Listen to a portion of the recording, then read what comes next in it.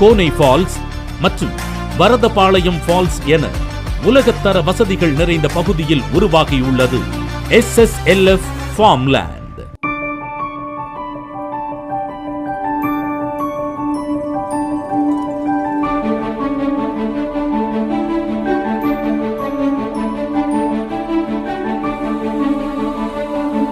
SSLF farmland Sathyavedu செல்லும் மாநில நெடுஞ்சாலையில் 100 ஏக்கரில் 300 பண்ணை நிலப்பிரிவாக உலகத்தரத்தில் உருவாக்கப்பட்டுள்ளது SSLF ஃபார்ம்லேண்ட்.